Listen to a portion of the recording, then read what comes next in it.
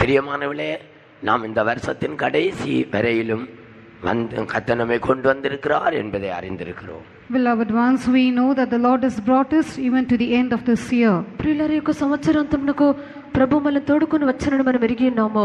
கடந்த வாரத்திலே தேவ சமூகத்திலே அநேக முறை வந்து நம்மை தேவ சமூகத்தில் நம்மை ஆராய்ந்து பார்த்து சுத்திகரித்து கொண்டோம் என்பதை நாம் எல்லாரும் நன்றாய் அறிந்திருக்கிறோம். We all also know very well that last week we often came here and examined our lives and sanctified ourselves in the presence of God. గతించిన వారమందు మనము దేవుని యొక్క సన్నిధానమునకు వచ్చి మనల్ని పరీక్షించి మనల్ని శుద్ధీకరించుకొని ఉన్నాము. சிலர் இந்த கூட்டத்துக்கு வர முடியாமல் இருந்தீர்கள். ஆனாலும் கூட இரக்கமுள்ள தேவன் எல்லாருடைய குறை குற்றங்களையும் தயவாய் மன்னித்திருக்கிறார். Some could not attend these meetings, but the merciful God, because of his kindness, has forgiven the trespasses and sins of everyone. కొందరి యొక్క కూటములకు రాకుండా ఉండిరి, ఆయనను కనికరం కలిగినటువంటి దేవుడు ప్రతి ఒక్కరి యొక్క తప్పిదములు కొరతలను క్షమించెను. நம்முடைய ஆண்டவராய் இயேசு இந்த உலகத்தில் இருந்த நாட்களிலே அவர் பகல் வேளையிலே அவர் சுற்றி திரிந்து ஊழியங்களை செய்து கொண்டு வந்தார் என்று நாம் எல்லாரும் அறிந்திருக்கிறோம். We all know that our Lord Jesus Christ, when he was upon this earth, went about throughout the daytime doing good. మన యొక్క ప్రభుని యేసుక్రీస్తు భూమి మీద ఉండినటువంటి దినములందు అతడు పగలంతా సంచరించుచు మేలు చేయుచుండెను. அவர் ஊழியங்களை செய்து கொண்டு வந்த நாட்களிலே நடந்த சில சம்பவங்கள் இங்கும் அங்குமாக எழுதப்பட்டிருக்கிறது. Various portions of the scripture tell us about the incidents which took place during the days of Jesus' ministry on earth. యేసు సేవ చేయుచుండే ఆ యొక్క దినములందు జరిగినటువంటి కొన్ని సంభవములు ఇక్కడక్కడ వ్రాయబడి ఉన్నవి. ஒருமுறை அவர் ஊழியத்துக்காக புறப்பட்டு செல்லும் போது ஒரு வாலிபன், இங்கு ஒருவன் என்று சொல்லப்பட்டிருக்கிறது. லூக்கா, மத்தேயு எழுதின சுவிசேஷங்களில் இவன் ஒரு வாலிபன் என்று சொல்லப்பட்டிருக்கிற ஒரு வாலிபன் அவருக்கு முன்னாக ஓடி வந்து முழங்கால் படியிட்டு அவரை வணங்கி, நல்ல போதகரே, நித்திய ஜீவனை அடையும்படிக்கு நான் என்ன செய்ய வேண்டும் என்று கேட்டான்.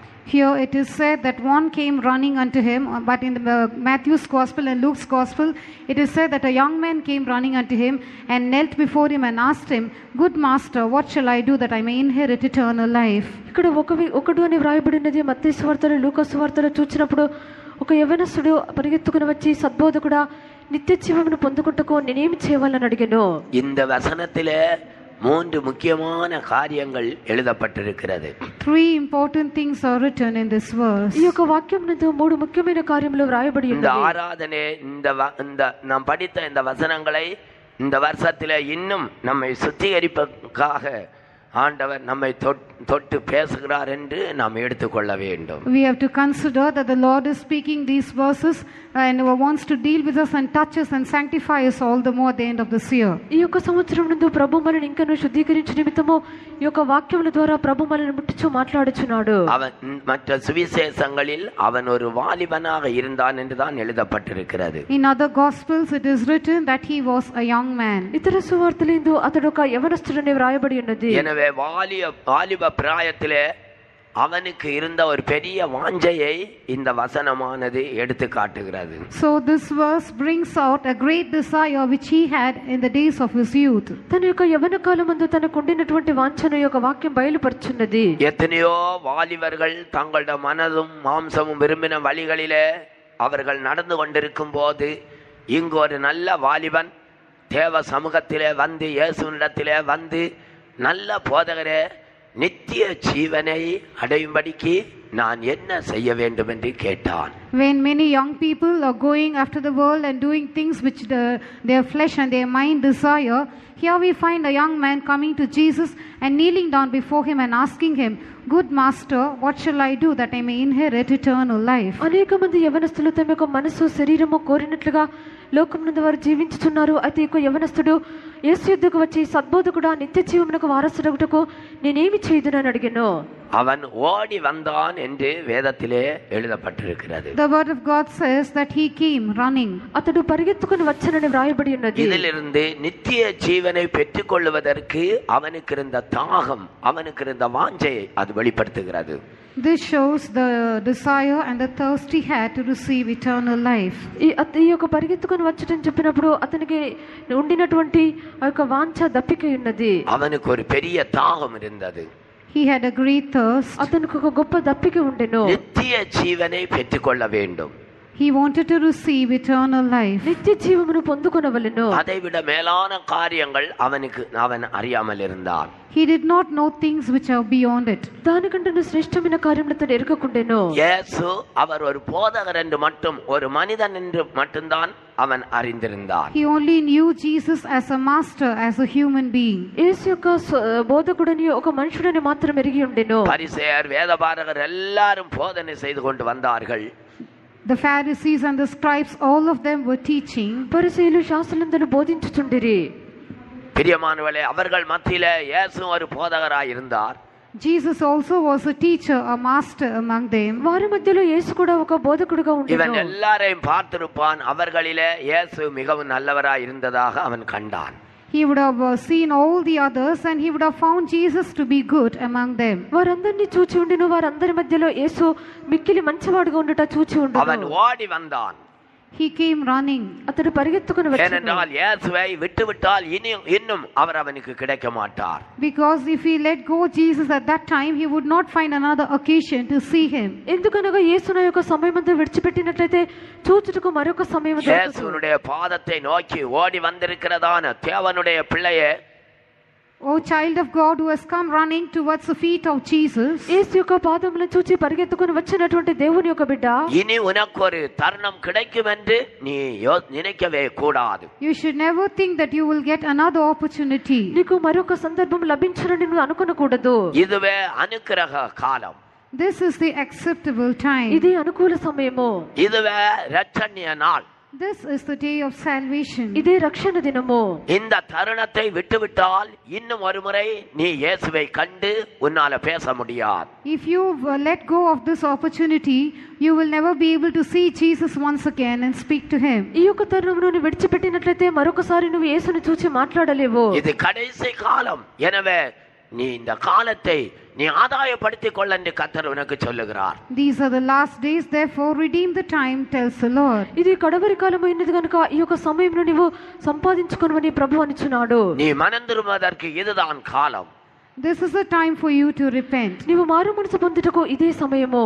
நீ பாவங்களை அறிக்கையிடுவதற்கு இதுதான் காலம். This is the time for you to confess your sins. నీ యొక్క పాపములు ఒప్పుకొలు நீ చేయుటకు ரட்சிக்கப்படுவதற்கு இதுதான் காலம். This is the time for you to be saved. నీవు రక్షణ పొందుటకు ఇదే సమయమై நீ ఉన్నది. அபிஷேகத்தை பெற்றுக் கொள்வதற்கு இதுதான் காலம். This is the time for you to receive the anointing. నీవు అభిషేకం పొందుకొనుటకు ఇదే సమయము. நீ ஆவிக்குரிய நன்மைகளை பெற்றுக் கொள்வதற்கு இதுதான் கர்த்தர் உனக்கு கொடுத்திருக்கிற காலம். This is the time appointed for you by God for you to receive spiritual blessings. నీవు ఆత్మీయ ఆశీర్వాదములు పొందుకొను నిమిత్తము ప్రభువు నీకు ఇచ్చినటువంటి సమయము ఇదే ఉన్నది. அவன் ஓடி வந்து அவருக்கு முன்பாக முழங்கால் படியிட்டான். He came running and knelt down before Jesus. ఆయన పరిగెత్తుకుని వచ్చి యేసు ఎదుట మోకాళ్ళుండెను. முழங்கால் படி இடுகிறது என்று சொல்வது அவனுக்கு இருந்த தாழ்மையை காட்டுகிறது. Kneeling down shows the humility which he had. ఈ యొక్క మోకాళ్ళు వేయటం చెప్పినప్పుడు అతనికి ఉండినటువంటి తగ్గింపు ఉన్నది. அவனுக்கு இருந்த தாழ்மையை அது வெளிப்படுத்துகிறது. It shows the humility which he had. అతనికి ఉండినటువంటి వినయమును బయలుపరుచున్నది. ஆலயத்தை கட்டி முடித்த பிறகு சாலோமோன் தேவ சமூகத்திலே முழங்கால் படி போயிட்டான் என்று வேதத்திலே எழுதப்பட்டிருக்கிறது. After building of the temple of God, we find that Solomon knelt down before God. ఆలయమును కట్టి ముగించిన తర్వాత సొలొమోను దేవుని ఎదుట మోకాళ్ళుండి సాగిలపడినట్లుగా చూచున్నాము. தானியேல் 6வது அதிகாரம் 10வது வசனத்திலே தானியேல் எருசலேமை நோக்கி அவன் முழங்கால் படியிட்டு ஜெபம் பண்ணினான் என்று எழுதப்பட்டிருக்கிறது. In the book of Daniel chapter 6 verse 10 it is written that Daniel knelt down and opened the windows towards Jerusalem and prayed. దానియేలు ఆరోధ్యము 10వ వాక్యమునందు అతడు తన యొక్క ఇంటి వైపు ఇంటి యొక్క కిటికీలో యెరూషలేము వైపు తిరిగి మోకాళ్ళు ఉన్నట్టుగా చూచున్నాము. அப்போஸ்தலர் நடபடிகள் 7வது அதிகாரம் 60வது வசனத்திலே ஸ்தேவானை எல்லாரும் கல்லறையும் போது அவன் முழங்கால் படியிட்டு தன்னுடைய ஆவியை தேவனிடத்தில் ஒப்பு கொடுத்தான் என்று எழுதப்பட்டிருக்கிறது. The Acts of the Apostles chapter 7 verse 60 it is said that when everyone stoned Stephen, he knelt down and gave his spirit into the hands of the Lord. అపొస్తలుల కార్యములు 7వ అధ్యాయము 60వ వాక్యమందు అందరూ అతన్ని స్తెఫెను రాళ్లతో కొట్టు సమయమందు అతడు మోకాళ్ళ మీద ఉండి తన యొక్క ఆత్మను దేవునికి అప్పగించెను. நம்மில் அநேகர் ஆண்டவரை ஆராதிக்கும் பொழுது சப்பானிகளைப் போல இருந்து ஆண்டவரை ஆராதிக்கிறோம். Many of us while worshipping God are seated like lame people. మనలో అనేకులు దేవుని ఆరాధించినప్పుడు కుంటివారి వలె కూర్చుండి அது ఆరాధించుచున్నారు. தவறு. That is wrong. అది తప్పిదము. முடியாதவர்கள் உட்கார்ந்து ஆராதிக்கிறது பரவாயில்லை, ஆனால் வாலிபர்கள் ஆண்டவரை முழங்கால் போட்டு ஆராதிக்க வேண்டும். Those who are unable, it is all right if they sit like that to worship God, but for youngsters it is advisable that they kneel down to worship God. సాధ్యం కానటువంటి వారు అలాగున కూర్చుండి వారు ఆరాధింపవచ్చును. అయితే యవనస్తులైనటువంటి వారు మోకాళ్ళ మీద ఉండి ప్రభువును ఆరాధింపవలెను. இந்த வாலிபனை பார்த்து ஆண்டவர், நீ என்னை நல்லவன் என்று சொல்வானேன், தேவன் ஒருவனை தவிர நல்லவர் ஒருவரும் இல்லையே என்று சொன்னார். Looking at this young man, Jesus said, why callest thou me good? There is none good but one, that is God. యేసు యొక్క యవనస్తుని చూచి, నువ్వు నన్ను సత్పురుషుడని ఎలా చెప్పుచున్నావు?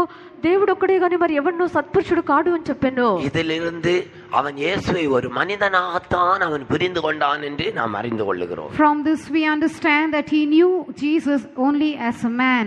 దీని నుండి అతడు యేసుని ఒక మనుషుడిగానే గ్రహించెను. இதிலிருந்து இயேசுனுடைய தாழ்மையையும் அவருடைய மறைந்து ஜீவிக்கிற அந்த ஜீவியத்தையும் இந்த வசனம் வெளிப்படுத்துகிறது. This verse reveals the humility of Jesus and also his hidden life. ఈ యొక్క వాక్యం నుండి యేసు యొక్క తగ్గింపును అతని యొక్క మరుగైన జీవితంలో బయలుపరుచున్నది. பிரியமானவர்களே, நாம் மறைந்து ஜீவிக்கிறோமா? Beloved ones, are we living a hidden life? ప్రియులారా, మనం మరుగై జీవించుచున్నామా? நாம் இந்த உலகத்திலே தாழ்மை உள்ளவர்களாய் ஜீவிக்கிறோமா?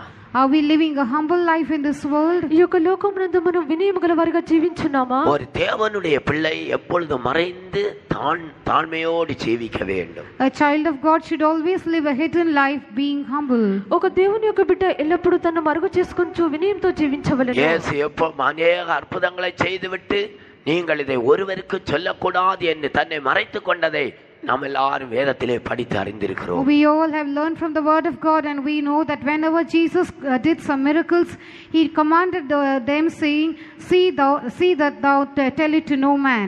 యేసు అనేకమైన అద్భుతములు సూచక్రియలు చేసిన తర్వాత ఇవి ఇతరులకు తెలియపరచకూడదని యేసు ఆజ్ఞాపించినట్లుగా చూస్తున్నాము. இந்த மனிதனுக்கு, இந்த வாலிபனுக்கு நித்திய ஜீவனை பற்றிய வெளிப்படுத்தல் மட்டும்தான் உண்டாயிருந்தது. This young man had a revelation only about eternal life. ఈ యొక్క యవనస్తునికి నిత్య జీవమును గురించినటువంటి ప్రకటన మాత్రమే కలిగెను. இவனுக்கு ஆண்டவர் வேத வசனத்திலிருந்து தேவனுடைய 6 கற்பனைகளை எடுத்து இவன் முன்பாக வைக்கிறதை நாம் வேதத்திலே படிக்கிறோம். We read the Lord laying before this young man 6 commandments from the word of God. దీనికి ప్రభువు యొక్క యవనస్తుని ఎదుట వాక్యమందు ఉన్నటువంటి 6 ఆజ్ఞలు అతని ఎదుట పెట్టుట చూస్తున్నాము. முதலாவதாக அவனுக்கு சொல்லும்போது விபச்சாரம் செய்யாதிருப்பாயாக என்று அவர் சொல்லுகிறார். Firstly, he told him, do not commit adultery. మొదటిగా అతనికి చెప్పినప్పుడు నీవు వ్యభిచరింపవద్దు అని చెప్పాను. பிரியமானவர்களே, உலகத்தை நேசிக்கிறவர்கள் எல்லாம் உலகத்தை நேசிக்கிறது இந்த பாவத்துக்கு ஒப்பனையாய் வேதத்திலே நாம் படிக்கிறோம். Beloved ones, all those who love this world, it is accounted as sin in the word of God. ప్రియులారా, యొక్క లోకమును ప్రేమించుటన్నది ఈ యొక్క పాపంతో సమానమైనది. யாக்கோபு 4வது அதிகாரம் 4வது வசனத்திலே இதை குறித்து நாம் படிக்கிறோம். We read of it in James chapter 4 and verse 4. యాకోబు 4వ అధ్యాయము 4వ వాక్యము. உலகத்தை நேசிக்கிறவர்கள் இவர்கள் இந்த பாவத்துக்குள்ளேயே ஜீவிக்கிறார்கள் என்று எழுதப்பட்டிருக்கிறது. It is written that those who love the world are living in this sin. ఈ యొక్క లోకమును ప్రేమించినటువంటి వారు ఈ యొక్క పాపమునందే ఉన్నారు. உலக சிநேகம் தேவனுக்கு விரோதமான பகை என்றும் எழுதப்பட்டிருக்கிறது. It is also said the friendship of the world is enmity with God. ఈ లోక స్నేహము దేవునితో వైరము. நாம் உலகத்தை நேசிக்கிறோமா? Do we love the world? మనం లోకమును ప్రేమించుచున్నామా? இருக்கிற யாராவது உலகத்தை நேசித்து உலகத்துக்காக நாம் ஜீவிப்போமே ஆனால் அவர்களை பார்த்து கர்த்தர் விபச்சாரக்காரர் என்று சொல்லுகிறார். If there is anyone here who loves the world and lives for the world, looking at them the Lord tells that they are adulterous people. ఇక్కడ ఉండినటువంటి వాళ్ళు ఎవరైనా లోకమును ప్రేమించి లోకము నిమిత్తం జీవించినట్లయితే దేవుడు వారిని చూచి వ్యభిచారులు అనుచున్నాడు. நீங்கள் தேவனை பகைக்கிறீர்கள் என்று ஆண்டவர் சொல்லுகிறார். The Lord says you are enemies to God. మీరు దేవునికి శత్రువుగున్నారు. பிரியமானவர்களே, இது இப்படியாக முதலாவது கற்பனை அவனுக்கு எடுத்து காட்டுகிறார். Beloved ones, in this manner he shows him the first commandment. ఇలాగున మొదటి ఆజ్ఞను అతనికి చూపించెను.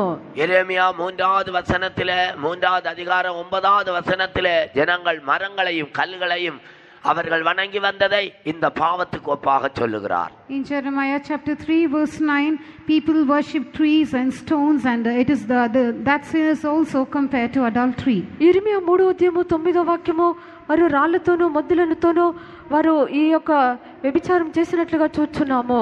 இங்கு வந்திருக்கிறதான உங்களில் யாராவது மரம், கல், சிலைகள் இவைகளை நீங்கள் வணங்கி கொண்டு வந்தால் அவர்களை பார்த்து ஆண்டவர் விபச்சாரக்காரர் என்று சொல்லுகிறார். If anyone has come here worshipping stones and trees and idols, looking at you, the Lord says that you are adulterers. ఇక్కడికి వచ్చినటువంటి వాళ్ళు ఎవరినో రాళ్లను చెట్లను మీరు పూజించేవారుగా ఉండినట్లయితే ప్రభువు అనిచున్నాడు వ్యభిచారులు.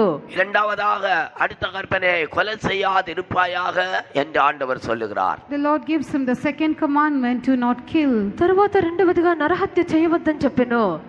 கொலை செய்யாதிருப்பாயாக, do not kill. நரஹத்ய செய்யவద్దు. இந்த வேத வசனத்தில 4 விதமான கொலைகளை பற்றி எழுதப்பட்டிருக்கிறது. In the word of God it is written about 4 kinds of murder. దేవుని యొక్క వాక్యమునందు 4 విధములైనటువంటి హత్యల గురించి వ్రాయబడి ఉన్నది. 1 யோவான் 3வது அதிகாரம் 15வது வசனத்தில தன் சகோதரனை பகைக்கிறவன் அவன் மனித கொலை பாதகனாய் இருக்கிறான் என்று எழுதப்பட்டிருக்கிறது. In 1 John chapter 3 verse 15 it is written, whosoever hateth his brother is a murderer. మొదటి యోహాను 3:15 వాక్యమందు తన సహోదరుని ద్వేషించువాడు నరహంతకుడు. உங்களுடைய சகோதரர்களை நீங்கள் பகைக்கிறீர்களா? Are you hating your brethren? మీ యొక్క సహోదరుని మీరు ద్వేషించుచున్నారా? தன்னுடைய சகோதரனை பகைக்கிறவன் மனித கொலை பாதகன் என்று கூறுகிறார். It is said, whosoever hateth his brother is a murderer. తన యొక్క సహోదరుని ద్వేషించువాడు నరహంతకుడు. மத்தேயு 22வது அதிகாரம் 7வது வசனத்திலே சாக்கு போக்கு சொல்லுகிறவர்கள் அவர்கள் கொலை பாதகர் என்று சொல்லுகிறார். In Matthew chapter 22 verse 7 it is said that those who give excuses are called murderers. మత్తయి సువార్త 22:7 వాక్యం నందు ఈ యొక్క నెపములు చెప్పవారు నరహంతకులై ఉన్నారు. எனக்கு ஆராதனைக்கு வர முடியவில்லை, வேத பாடத்துக்கு வர முடியவில்லை, காத்திருப்பு கூட்டத்துக்கு வர முடியவில்லை, சுத்திகரிப்பு கூட்டங்களுக்கு வர முடியவில்லை, 8:55க்கு கூட்டத்துக்கு வர முடியவில்லை என்றெல்லாம் சாக்கு போக்கு சொல்லுகிறவர்களை பார்த்து கொலைபாதகர் என்று ஆண்டவர் கூறுகிறார்.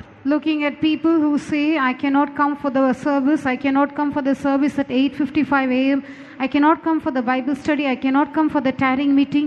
The Lord looking at such people says that they are murderers. నేను కూటంలకు రాలేకపోతున్నాను, కూటంలకు 8:55 నిమిషములకు రాలేకపోతున్నాను, వేద పట్టణములకు కనిపెట్టు కూటంలకు నేను రాలేకపోతున్నాను, నెపములు చెప్పుచున్నవారిని చూచి ప్రభువు అనుచున్నాడు నరహంతకుడు. ஆண்டவருடைய கற்பனைகள் அவருடைய நியமங்கள் யாவையும் நாம் நிறைவேற்றாவிட்டால் நாம் சாக்கு போக்கு சொல்லுகிறோம், கொலைபாதகர் என்று ஆண்டவர் சொல்லுகிறார். If we do not fulfill the commandments and the statutes of God, and if we keep giving excuses, looking at us, the Lord says that we are murderers. దేవుని యొక్క ఆజ్ఞలు విధులు నెరవేర్చకుండా మనం నెపములు చెప్పుచున్నాము, మళ్ళీ చూసి ప్రభువు అనుచున్నాడు నరహంతకులు. ஏசாயா 1வது அதிகாரம் 21வது வசனத்திலே நீதியை விட்டு விலகுறவர்கள் கொலை பாதகர் என்று கர்த்தர் சொல்லுகிறார். In the book of Isaiah chapter 1 and verse 21, the Lord says that those who go far away from righteousness and do not lords in it are people who are murderers. యెషయా గ్రంథము 1వ అధ్యాయము 21వ వాక్యమందు నీతి నుండి తొలగిపోవారు నరహంతకులై ఉన్నారు. ஒரு தேவனுடைய பிள்ளை அவன் நீதிமானா இருக்க வேண்டும் என்று வாஞ்சிக்கிறார். He desires that a child of God should be righteous. ఒక దేవుని యొక్క బిడ్డ నీతిమంతుడిగా ఉండవలెను. எல்லா விதத்திலும் நீதிமானா இருக்க வேண்டும் என்று நீதிமான்களாய் இருக்க வேண்டும் என்று ஆண்டவர் வாஞ்சிக்கிறார். The Lord desires that we should be righteous in every way. అన్ని రీతిలో మనము నీతిమంతులుగా ఉండవలని ప్రభువు కోరుచున్నాడు. நாம் பாவம் நாம் செய்யாமல் பரிசுத்த ஜீவியம் செய்யறது மாத்திரமல்ல, அருமையானவளே, நாம் நீதிமான்களாகவும் இருக்க வேண்டும் என்று ஆண்டவர் வாஞ்சிக்கிறார். Not only living a holy life without committing sin, the Lord also desires that we should be righteous. ప్రియులారా, మనం పాపము చేయకుండా పరిశుద్ధులుగా జీవించడం మాత్రమే కాదు, నీతిమంతులుగా కూడా ఉండవలెను. ஓசியா 6வது அதிகாரம் 9வது வசனத்திலே முறைகேடை செய்கிறவர்கள் அவர்கள் கொலைபாதகர் என்று கர்த்தர் சொல்லுகிறார். In the book of Hosea chapter 6 verse 9 it is written that people who commit lewdness they are murderers. హోషేయ గ్రంథము 6వ అధ్యాయము 9వ వాక్యమందు కామకత్వం జరిగించేవారు యొక్క నరహంతకులై ఉన్నారు. நான் கொலைபாதகனா இருக்கிறேனா இல்லையா என்று நீங்கள் உங்களை ஆராய்ந்து பார்த்து உங்களை சுத்திகரித்துக் கொள்ள வேண்டியது அவசியமாயிருக்கிறது. It is necessary to find out and sanctify ourselves if we are murderers. మీరు నరహంతకులుగా ఉన్నారా లేరని మీరు మళ్ళీ పరిశీలించుకొని శుద్ధీకరించుకుంటే అవసరమైనది. மூன்றாவதாக களவு செய்யாதிருப்பாயாக என்ற ஒரு கற்பனையை அவனுக்கு சொல்லுகிறார். Thirdly, the Lord teaches him the commandment to not steal. మూడవదిగా దొంగిల వద్దని ఆజ్ఞను చెప్పెను. நித்திய ஜீவனை அடைந்து கொள்வதற்கு களவு செய்யாதிருப்பாயாக என்ற ஒரு கற்பனையை அவனுக்கு சொல்லுகிறார். The Lord gives him a commandment saying, do not steal if you have to inherit eternal life. నిత్య జీవమునకు వారసుడగుటకు దొంగిలకూడదని యేసు చెప్పెను. ஆதியாகமம் 31வது அதிகாரம் 27வது வசனத்திலே ராகேல் தன்னுடைய தகப்பனுடைய சிலைகளை அவள் திருடி கொண்டு வந்தாள் என்று எழுதப்பட்டிருக்கிறது. In Genesis chapter 31 verse 27 it is said that Rachel stole her father's images. ఆదికాండం 31వ అధ్యాయము 27వ వాక్యం నుండి రాహేలు తన యొక్క తండ్రి యొక్క విగ్రహములను దొంగిలించి వచ్చెను. நீங்கள் அப்படி அதாவது திருடி கொண்டு வந்திருக்கிறீர்களா? Have anyone of you come here having stolen like that? ఇలాగున మీరు ఎవరైనా దొంగిలించి వచ్చుచున్నారా? அல்லது திருடுகிற பழக்கம் உங்களுக்கு உண்டா இருக்கிறதா? Or do you have the habit of stealing? లేక దొంగిలించినటువంటి అలవాటు మీకు కలదా?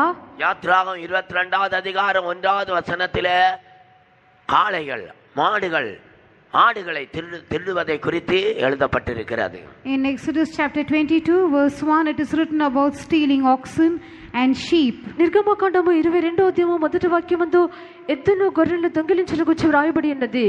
எரேமியா 23வது அதிகாரம் 30வது வசனத்திலே மற்ற தீர்க்கதரிசிகளிடத்திலிருந்து வசனங்களை திருடுகிறதை குறித்து எழுதப்பட்டிருக்கிறது. In Jeremiah chapter 23 verse 30 it is written about stealing the word of God from other prophets. ఇర్మియా 23వ అధ్యాయము 13వ వాక్యమందు ఇతర ప్రవక్తల నుండి ఈ యొక్క వాక్యములను దొంగిలించుట ఉన్నది.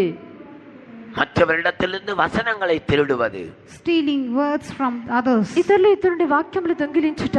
பிரியமானவர்களே, ஆண்டவர் நமக்கு தந்த சத்தியங்களை நான் பேச வேண்டும், அதிலே பழக வேண்டும். Beloved ones, we should speak the truth which the Lord has given us and habituate ourselves to live accordingly. ప్రియులారా, ప్రభు మనకి ఇచ్చినటువంటి సత్యముల గురించి మనం మాట్లాడవలెను, వాటి ప్రకారం జీవించవలెను. మత్తయి 6வது அதிகாரம் 19-20வது வசனத்திலே திருடன் கண்ணமிட்டு திருடுகிறான் என்று வேதத்திலே சொல்லப்பட்டிருக்கிறது. In Matthew's Gospel chapter 6 verses 19 and 20 it is written that the thieves break forth and steal. మత్తయి సువార్త 6వ అధ్యాయము 19వ వాక్యమందు దొంగలు కన్నం వేసి దొంగిలించదరని చూస్తున్నాము. இந்த திருடன் மனிதனுடைய சரீரத்தை அவன் பலவிதமான வியாதி கஷ்டங்கள் இவைகளை கொடுத்து அவனுடைய சுகத்தை திருடுவதை அது வெளிப்படுத்துகிறது. This shows that this thief steals away the healing and the health found in a man's body by bringing up so many sicknesses upon him. ఈ యొక్క దొంగతనం అని చెప్పినప్పుడు దొంగ యొక్క మనుషుల యొక్క శరీరమునందు రోగమును వ్యాధిని కలిగించి వారి యొక్క ఆరోగ్యమును దొంగిలించుట. మత్తయి 27வது அதிகாரம் 64வது வசனத்திலே மனிதர்களை திருடுவதை குறித்து எழுதப்பட்டிருக்கிறது. In Matthew chapter 27 verse 64 it is written about stealing man. మత్తయి సువార్త 27వ అధ్యాయము 64వ వాక్యమందు మనుషులను దొంగిలించుట గురించి వ్రాయబడి ఉన్నది. இன்றைக்கு மனிதர்களை கடத்தி கொண்டு போய் திருடி அவர்களை பல விதங்களிலே அவர்களை விட்டு விடுகிறார்கள் என்று நாம் வேதத்திலே நாம் அறிந்திருக்கிறோம். Today we know that people are kidnapped and then they are stolen and they are misused in various ways. నేడు జనులు దొంగిలించి వారిని తప్పైన రీతిలో ఉపయోగించుట చూస్తున్నాము. ఎత్రియో మనుషులను ఇన్றைக்கு திருடி கொண்டு போய் விடுகிறார்கள். Today so many people are stolen. నేడు అనేక మంది జనులు దొంగిలింపబడుచున్నారు. அவருடைய கண்கள் மற்ற சில அவயவங்களை அவர்கள் திருடி விற்று போடுகிறார்கள் என்று நாம் அறிந்திருக்கிறோம். We know that their eyes and various other organs of their body are plucked off and sold. వారి యొక్క కన్నులు శరీరం నందు ఉన్నటువంటి కొన్ని అవయవములను వారు తీసి అమ్మివేయినట్లుగా చూస్తున్నాము. யோவான் 10வது அதிகாரம் 10வது வசனத்திலே திருடவும் கொல்லவும் அழிக்கவுமே அஞ்சி வேறென்றுக்கும் வரான் என்று நாம் படிக்கிறோம். In John's Gospel chapter 10 verse 10 we read that the thief cometh not but for to steal and to kill and to destroy. యోహాను సువార్త 10వ అధ్యాయము 10వ వాక్యమునందు దొంగతనమును హత్యను నాశనము చేయుటకు వచ్చును గాని మరి దేనికిని రాడు. அவன் ஆண்டவர் தந்ததான கிருபைகளை அவன் திருடி விடுகிறான். He steals the grace the Lord has given us. వాడు దేవుడు మనకి ఇచ్చినటువంటి కృపలను దొంగిలించి ஆண்டவர் தந்ததான வரங்களை அவன் திருடி விடுகிறான். He steals the gifts the Lord has given us. దేవుడు ఇచ్చినటువంటి వరములను దొంగిలించును. ஆண்டவர் தந்ததான ரட்சிப்பை அவன் அபிஷேகத்தை அவன் திருடி விடுகிறான். He steals the salvation and the anointing the Lord has given us. దేవుడు ఇచ్చినటువంటి రక్షణ అభిషేకమును దొంగిలించును. அவன் திருடவும் கொல்லவும் அவன் நித்திய ஜீவனை கர்த்தர் நமக்கு தந்த ரட்சிக்கப்படும் போது அவர் தந்த நித்திய ஜீவனை அவன் கொன்று விடுகிறான். He steals and he kills the eternal life which the Lord has given us when we were saved. వాడు దొంగిలించును, హత్య చేయును, దేవుడు మనకి ఇచ్చినటువంటి నిత్య జీవమును నశింపచేయును. அவன் நித்திய ஜீவனை கொன்று கொண்ட பிறகு அவர்கள் பின்மாற்றத்திலே வந்து அவர்கள் தேவனை தூசிக்கிறார்கள். After he kills their eternal life, they come into backsliding and blaspheme God. ఈ యొక్క నిత్య జీవము నశింపచేయబడిన తర్వాత వారు వెనుకబడి దేవుణ్ణి వారు దూషించున్నారు. ஆண்டவருடைய வசனத்தை தூசிக்கிறார்கள். They blaspheme the word of God. దేవుని యొక్క వాక్యమును దూషించున్నారు. நடத்துற ஊழியக்காரரை தூசிக்கிறார்கள். They blaspheme the servants of God. దైవ సేవకులను దూషించున్నారు. சபையை தூசிக்கிறார்கள். They blaspheme the church. సంఘమును దూషించుచున్నారు. ஏனென்றால் அவன் நித்திய ஜீவனை கொண்டு விட்டான். Because he has killed eternal life. ఎందుకనగా నిత్య జీవమును నశింపచేసెను. திருடன் திருடவும் கொல்லவும் அழிக்கவுமே அன்றி வேறொன்றுக்கும் வரான். The thief cometh not but for to steal and to kill and to destroy. దొంగతనమును హత్యను నాశనము చేయుటకు వచ్చును గాని మరి దేనికి రాడు. பலவிதமான பலவீன வியாதிகளினால் அவன் சரீரத்தை அழிக்கும்படியாக பிசாசு வந்திருக்கிறான். The devil might have come here to destroy the body through various kinds of sicknesses and weaknesses. పలు విధములైన బలహీనతలు వ్యాధుల చేత శరీరమును నశింప చేయుటకు వచ్చును. அவன் ஒப்ரா வழியாய் வந்திருக்கிறான் என்று 1 சாமுவேல் 13வது அதிகாரத்திலே நாம் படிக்கிறோம். In 1 Samuel chapter 13 we read that he has come through Ophrah. మొదటి సమూయేలు 13వ అధ్యాయమందు చూచినప్పుడు 1 సామువేల్ 13வது அதிகாரம் 17வது வசனம். 1 Samuel chapter 13 and verse 17. 13వ అధ్యాయము 17వ వాక్యము. ஒப்ரா என்று சொன்னால் வாலாட்டி குலைதல் என்பது பொருள். வாலாட்டி குலைதல். வாலாட்டி அவன் அவன் அவன் அவன் அதை நேசிக்கிறது போல காட்டி அழித்து விடுகிறான். Ophrah means he tries to wag his tail and just shows as though he loves. Ophrah అని చెప్పినప్పుడు ప్రేమించినట్లుగా చూపించే నశింపచేయును போல அப்படியே வந்து அந்த பூனை அப்படி வந்து மடியில படுத்துக் கொள்ளுகிறது போல வாலாட்டி குலைதல். Just as the dog keeps wagging its tail and as the cat comes and sleeps on our lap and tries to play with us. அவன் ஒப்ராவிலிருந்து சூவால் நாட்டு வழியாக அவன் வந்திருக்கிறான். He had come from Ophrah unto the land of Shuai. అతడు ఒఫ్రా పౌ మార్గమున షుయాలు దేశమున వచ్చెను. సూవాల్ என்று சொன்னால் நரி என்பது பொருள். Shual means fox. షుయాలు అని చెప్పినప్పుడు నక్క అని అర్థం. வாலாட்டு குலைந்து தந்திரமாக நரியினை போல தந்திரமாக தெய்வீகத்தை அவன் பறித்து கொண்டு போய் விடுகிறான். He very subtly wags his tail and takes away godliness. ఆ యొక్క నక్క వలె మిక్కిలి కుయుక్తిగా ఆ యొక్క దైవికమును దొంగిలించును. பிசாசு உன்னை நேசிக்கிறதை போல நேசித்து உன்னுடைய ஆவிக்குரிய ஜீவியத்தை அழித்திருக்கிறான். The devil shows as though he is loving you and thus destroys your spiritual life. అపవాది ప్రేమించినట్లుగా నిన్ను ప్రేమించి నీ యొక్క ఆత్మీయ జీవితంలో నశింపచేయును. நீ எந்த விதத்திலே அழிக்கப்பட்டிருக்கிறாய்? In which manner have you been destroyed? నీవు ఏ యొక్క మార్గమందు నశింపచేయబడి ఉన్నావు? திருடன் எந்த விதத்திலே உன்னிடத்திலே வந்திருக்கிறான்? In what manner has the thief come to you? దొంగ ఏ యొక్క మార్గమున నీ యొద్దకు వచ్చెను? அவன் பெத்ரான் வழியாய் வந்திருக்கிறான் என்று அந்த வசனத்திலே நாம் படிக்கிறோம். In that verse it is said that he has come by the way of Beth-horon. பெத்ரான் என்று சொன்னால் குகை வீடு என்பது பொருள். Beth-horon means cave house. ఈ యొక్క బెతోరియం అని చెప్పినప్పుడు గుహ ఇల్లు అని అర్థము. அருமையான தேவனுடைய பிள்ளையை நீ மறைத்து வைத்திருக்கிறதான அந்த பரிசுத்தம், அந்த பிரதிஷ்டை, அந்த தியாகம், அந்த தெய்வீக சுபாவங்களை அழித்து போடும்படியாக பெத்ரோன் வழியாய் அவன் வந்திருக்கிறான். Beloved child of God, he has come by the way of Beth-horon to take away and destroy the life of holiness, the consecration, the life of sacrifice and the life of separation which you have preserved. ప్రియమైన దేవుని యొక్క బిడ్డ, నువ్వు కాపాడినటువంటి నీ యొక్క పరిశుద్ధ జీవితము, నీ యొక్క పవిత్ర జీవితము, నీ యొక్క త్యాగ జీవితము, ప్రతిష్ఠ జీవితము, వీటిని నశింపచేయుటకు శత్రువు బెత్-హోరోను మార్గము గుండా వచ్చుచున్నాడు. உன்னுடைய ரகசிய காரியங்களை கண்டுபிடிக்கும்படியாக, in order to discover your secret things. నీ యొక్క రహస్యమైన కార్యములు తెలుసుకొనుటకు.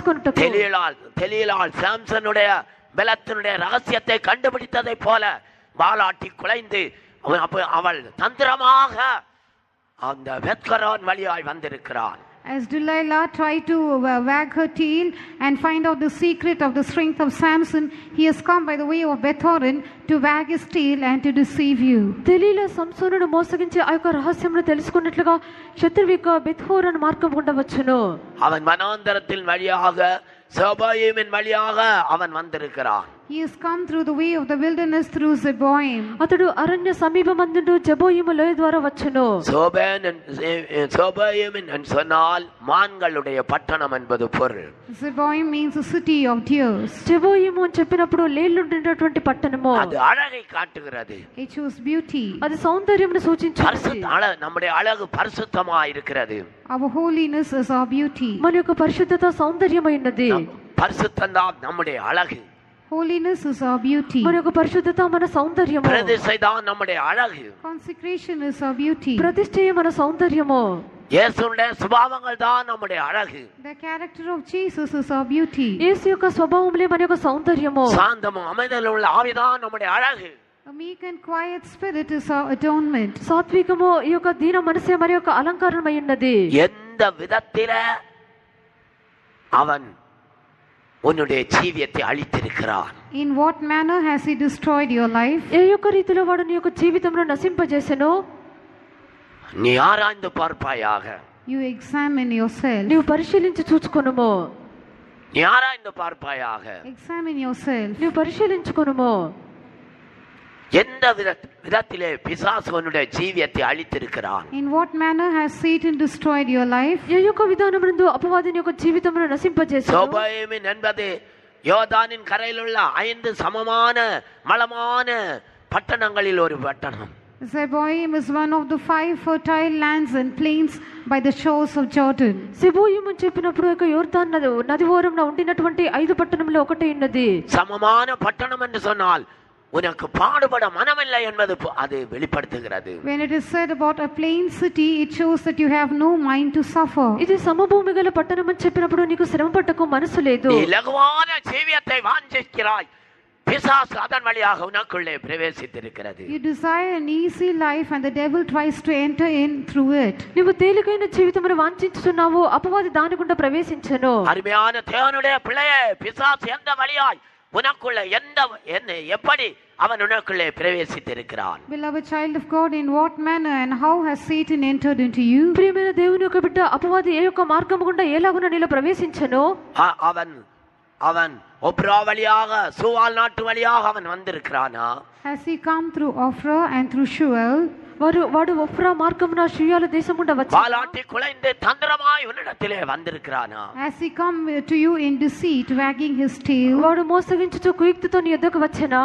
அல்லது பெத்தரோன் குகைவேடு ரகசியமான உன்னுடைய ஆவிக்குரிய ரகசியங்களை அழித்து போடும்படியாக குகை வீடு வழியாய் வந்திருக்கிறானா? Or has he come through Bethoron, that is cave house? Has he come secretly to find out your secret things and destroy your spiritual life? నీ యొక్క ఆత్మీయ జీవితం యొక్క రహస్యమైన మాటిని నశింపచేయుటకు బెత్హోరోను మార్గం గుండా వచ్చెనా? அல்லது ஆவிக்குரிய உன்னுடைய அழகு, மேன்மை, பிரதிஷ்டை, சுபாவங்கள், தாழ்மை, கீழ்ப்படிதல், சாந்தம் இவைகளை அழித்து போடும்படியாக அவன் வந்திருக்கிறானா? Or has he come to destroy all your spiritual beauties and your excellence and your humility and your obedience and your meekness and all of the divine traits? నీ యొక్క ఆత్మీయ సౌందర్యములు, సాత్వికము, దీన మనసు, తగ్గింపు, ఈ యొక్క ఆత్మీయమైనటువంటి స్వభావాన్ని నశింపచేయుటకు వచ్చెనా? நீ ஒரு லகுவான ஜீவியம் செய்ய உன்னை ஒப்பு கொடுத்தபடியினால் பிசாசு தந்திரமாக உன்னை அழிக்கும்படியாய் வந்திருக்கிறான்.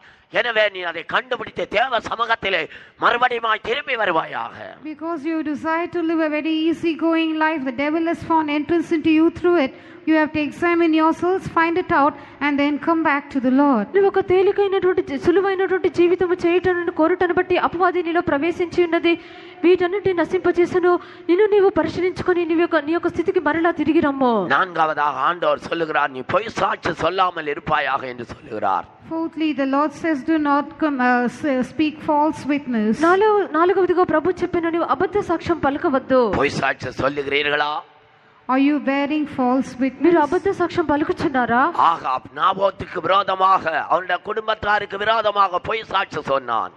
Ahab bore false witness against Naboth and his family. ఆహాబు నాబోతు యొక్క కుటుంబమునకు విరోధముగా అబద్ధ సాక్ష్యం పలికించెను. அவன் பொய் சாட்சி அவர்களுக்கு விரோதமாக ஏற்படுத்தி அவர்களை கல்லறிந்து கொன்றார்கள். They raised up false witnesses against him and stoned him to death. అబద్ధ సాక్షులు అతని నిమిత్తము నియమించివని రాళ్లతో కొట్టి చంపిరి. அருமையான தேவனுடைய பிள்ளையே, நடந்த சம்பவங்களை நாம் எல்லாரும் அறிந்திருக்கிறோம். Will our children of God, all of us know all those things which happened? ప్రియమైన దేవుని యొక్క బిడ్డ, జరిగినటువంటి విషయములను మనం ఎరిగి ఉన్నాము. தன்னுடைய தகப்பன் காலத்திலே தனக்காக சம்பாதித்து வைத்த அந்த திராட்சை தோட்டத்தை கீரை தோட்டமாக்கும்படிக்கு ஆகாப் வாஞ்சித்தான். எனவே அவனை கொலை செய்தான். கர்த்தர் சொல்லுகிறது என்ன? இன்றைக்கு நாபோத்து அவனுடைய குமாரனுடைய இரத்தத்தையும் நாய்கள் நக்கின இதே இடத்திலே ஆகாபனுடைய இரத்தத்தை அவனுடைய வீட்டாரை நான் சந்திப்பேன் என்று ஆண்டவர் சொல்லுகிறார். Now we find that Ahab wanted to make this Naboth's vineyard, which was his father's inheritance, he wanted to turn it into a garden of herbs, and therefore he raised up false witnesses against him and stoned him to death. But the Lord says, has so killed and also taken possession. Therefore in the place where dogs lick the blood of Naboth shall dogs lick thy blood, even thine. ఈ యొక్క నాబోతు యొక్క ద్రాక్ష తోటను కూర తోటగా మార్చడానికి అతడు అడిగి ఉన్నాడు. అలాగున్నతడు అబద్ధ సాక్ష్యం పలికించి అతన్ని చంపటను బట్టి దేవుడు అతనితో చెప్పినది ఏమనగా, ఏ యొక్క స్థలమందు నాబోతును చంపితువో అక్కడ నీయో ఆ యొక్క స్థలమందు నాబోతును మరణించను, అతని యొక్క రక్తమును కుక్కలు నాకునని చెప్పాను. நீதிமொழிகள் 6வது அதிகாரம் 19வது வசனத்திலே 7 காரியங்களை கர்த்தர் வெறுக்கிறார். 6 காரியங்களை கர்த்தர் வெறுக்கிறார். 7 அவருக்கு அருவருப்பானது என்று சொல்லுகிற இடத்திலே பொய் சாட்சி சொல்லுகிறது அவருக்கு அருவருப்பானது என்று அவர் சொல்லுகிறார். In Proverbs chapter 6 verse 16, the Lord says, 6 things that the Lord hate, 7 are an abomination unto him. And there he also says, a false witness that speaketh lies. సామెతలు 6:16 వాక్యమందు యెహోవాకు అసహ్యం లేనివి 6 కలవు, 7 ఆయనకు హేయములు. ఇక్కడ అబద్ధ సాక్ష్యం గురించి చూస్తున్నాము. 5వதாக வஞ்சனை செய்யாதிருப்பாயாக என்று சொல்லுகிறார். Fifthly he said, thou shalt not deceive. 5వదిగా మోసపుచ్చవద్దు. யாக்கோபு அவனுடைய சகோதரனாகிய ஏசாவை அவன் வஞ்சித்தான். As Jacob deceived Esau his brother. యాకోబు తన యొక్క సహోదరుడైన ఏశావును మోసగించెను. 2 కొరింథియர் 7வது அதிகாரம் 2வது வசனத்திலே நாங்கள் உங்களுக்கு வஞ்சனை செய்யவில்லை என்று பரிசுத்த பவுல் சொல்லுகிறார். In 2 Corinthians chapter 7 verse 2, Saint Paul says, we have not defrauded any man. 2 కొరింథీ 7వ వాక్యమునందు పౌలు అనుచున్నాడు, మేము ఎవరిని కూడా మోసం చేయలేదు.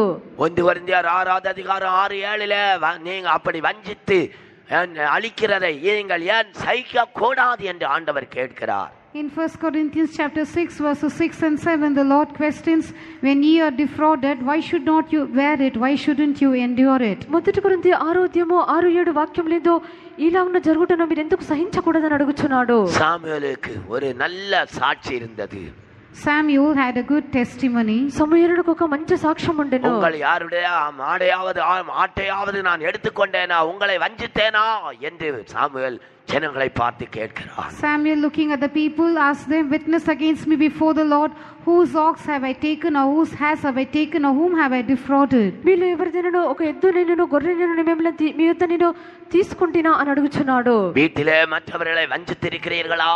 Have you defrauded others at home? మీరు ఇంటిలో ఇతరులను మోసగించి ఉన్నారా? வேலைస్థலத்திலே மற்றவர்களை வஞ்சித்திருக்கிறீர்களா? Have you deceived others at your work spot? మీ ఉద్యోగ స్థలంలో ఇతరులను మోసగించితిరా? పక్కతుள்ள వీட்டாரை வஞ்சித்திருக்கிறீர்களா? Have you deceived your neighbor? మీ యొక్క ప్రక్క ఇంటి వారిని మోసగించితిరా? நம்மை நாமே ஆராய்ந்து பார்த்து இந்த வருஷத்தின் கடைசியில ஒன்று கூட நம்மை கழுவி சுத்திகரிக்க வேண்டியது அவசியமாயிருக்கிறது. Let us examine ourselves, and at the end of this year once again let us all cleanse ourselves and wash ourselves. మనల్ని మనమే పరిశీలించుకొని వాళ్ళ కడిగి శుద్ధీకరించుకున్నట్టు అవసరము.